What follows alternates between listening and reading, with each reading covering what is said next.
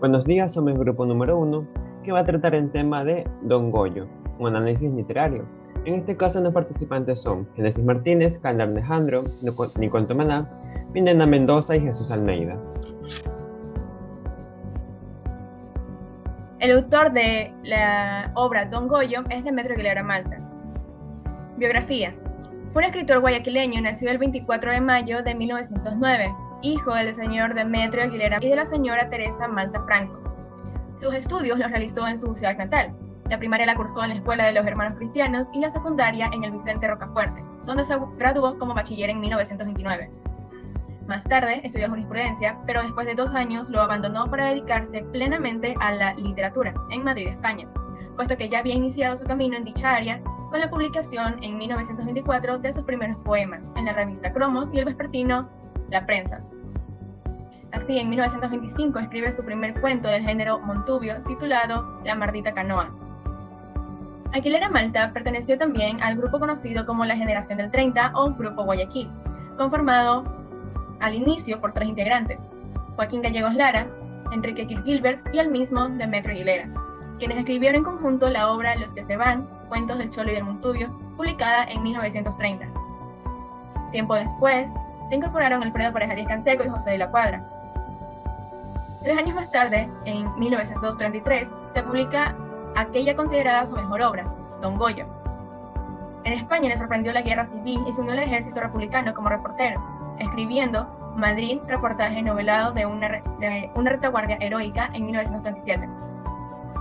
Entre sus reconocimientos tenemos a su estimable labor literaria y cultural, en el que el gobierno del doctor Osvaldo Hurtado Larrea le otorgó la más alta distinción nacional a las letras, es decir, el premio Eugenio Espejo. Durante toda su vida actuó en diferentes e importantes cargos. Fue subsecretario de Educación, consejero de la Embajada de Ecuador en Chile y agregado cultural en Brasil. Fue además miembro de la Casa de la Cultura Ecuatoriana, miembro de la Comunidad Iberoamericana de Escritores y miembro de la Casa de la Cultura Latinoamericana. Las personas y los hechos que más influyeron en este escritor guayaquileño fueron José de la Cuadra, que primero fue su profesor y luego su gran amigo, y, por supuesto, Joaquín Gallegos Lara. De este último heredaría el prurito de entregarlo todo a causa de sus proyectos imposibles. Ya desempeñando el cargo de embajador del Ecuador ante el gobierno de México, murió en la capital azteca el 6 de enero de 1982, y de acuerdo con su voluntad, su cuerpo fue incinerado y sus cenizas traídas a Guayaquil para ser arrojadas en las aguas del Golfo, frente a la isla Puná.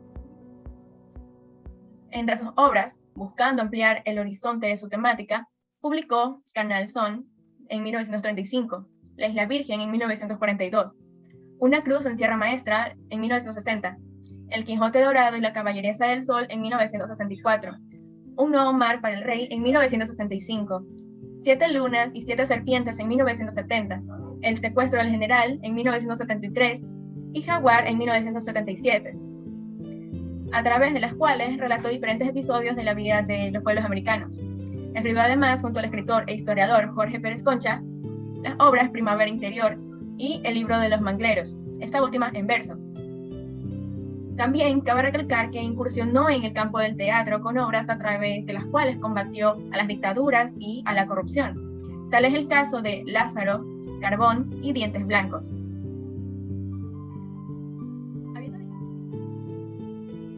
Contextos.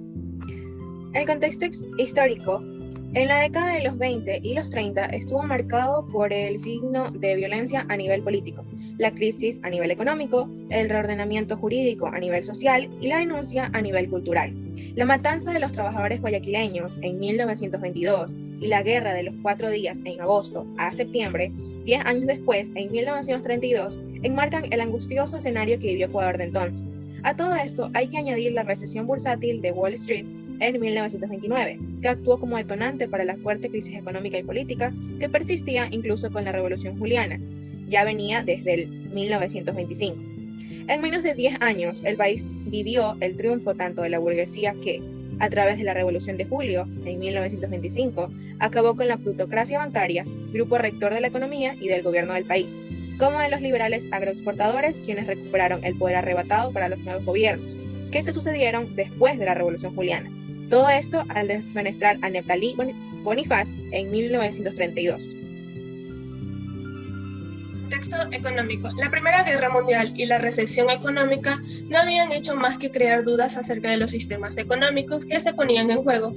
Europa estaba aniquilada luego de la guerra y en el fondo tan solo se vislumbraba a Estados Unidos como una potencia en ciernes, cuyo sistema capitalista dejaba ver su vulnerabilidad luego de la crisis del 29. Ante esta suerte de abandono, el Ecuador trata de proteger sus riquezas con un reclamo ante los diversos abusos por medio de la creación de instituciones, partidos políticos y mediante el arte y la cultura.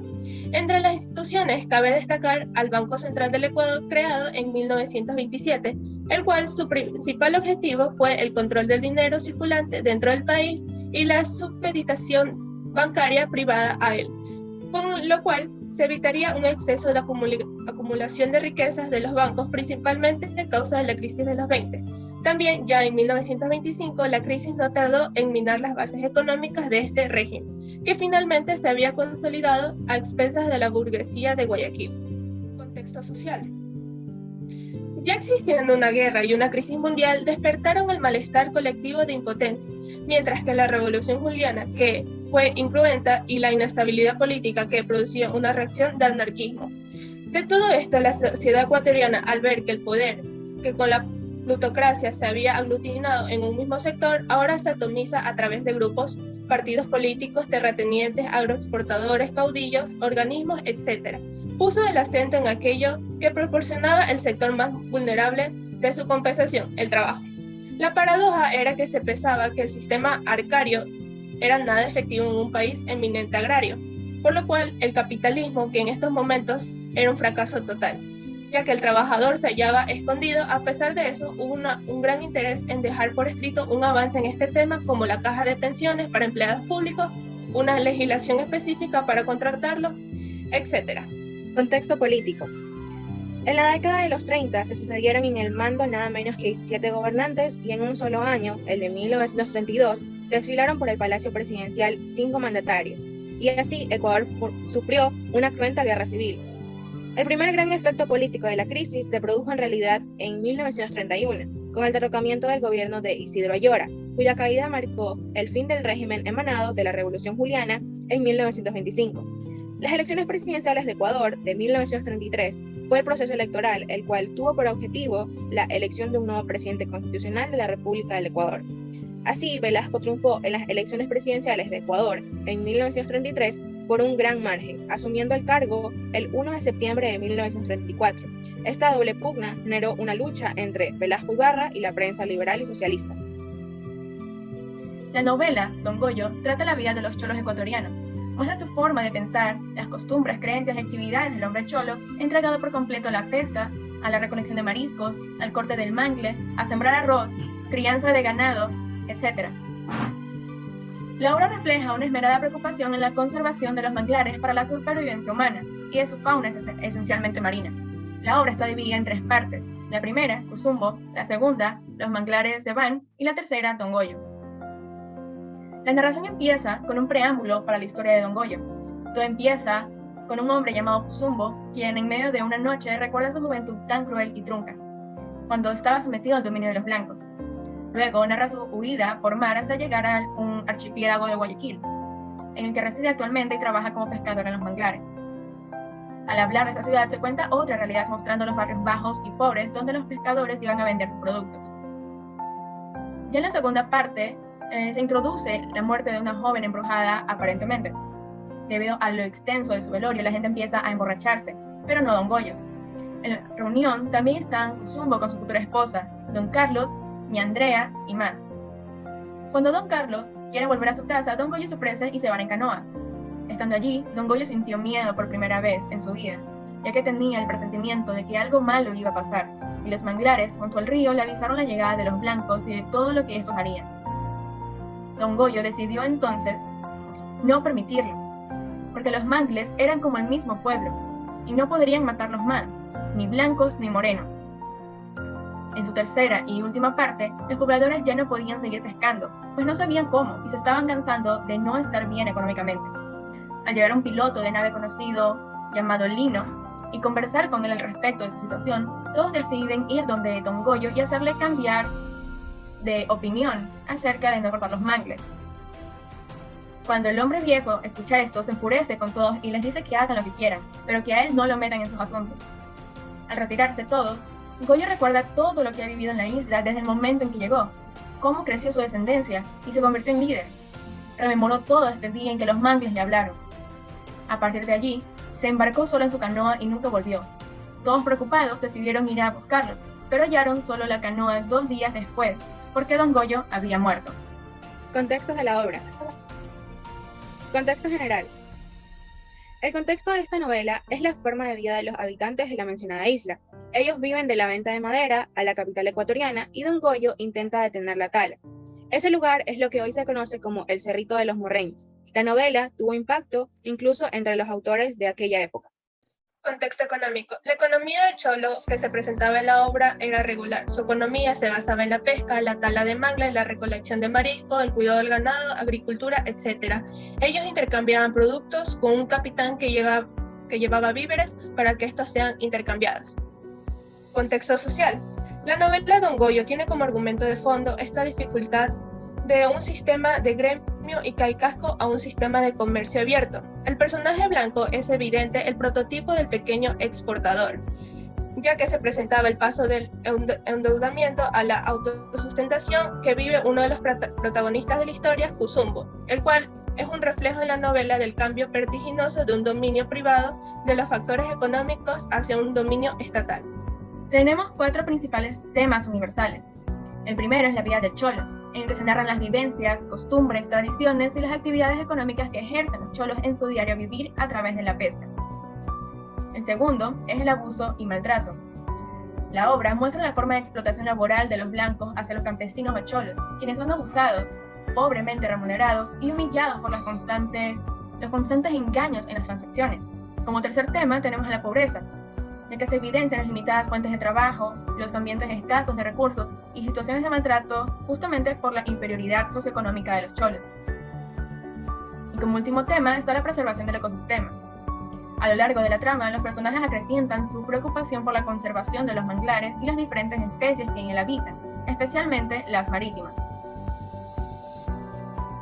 Idea principal.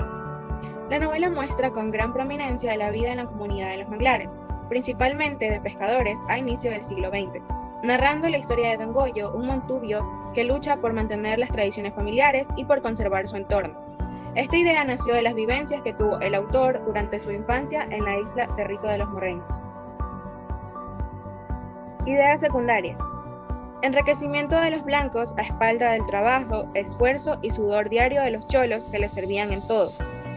Excesivo número de cholos pobres que no les alcanzaba ni para la comida con lo que los blancos les pagaban. Separación de grupos en población de cholos, unos que estaban de acuerdo en seguir trabajando con el blanco y por el blanco, y otros que preferían ganarse la vida solos. Desaparición del mangle por sobreexplotación, solo por satisfacer las necesidades de los blancos de tener leña lista y sin ningún esfuerzo. Búsqueda de una nueva fuente de trabajo como la pesca o la marisquería. Y por último, desobediencia del pueblo a su líder Don Goyo. Ahora tenemos lo que son las figuras literarias. Como bien sabemos, las mismas se encargan de dar una mayor énfasis a ciertas escenas o ciertos eventos que se estén suscitando en un espacio determinado. Sin embargo, en la obra de Don Goyo, llegan a jugar un doble efecto, tanto así que llegan a crear una paradoja entre personajes del protagonista del primer capítulo y personajes del protagonista del segundo capítulo.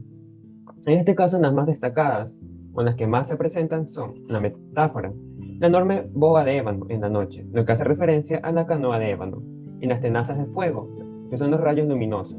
La imagen trae un rollo de agua que brillaba levemente en la oscuridad de la noche, una imagen visual, y también venía constantemente el crack de las conchaprietas, que sería una imagen acústica.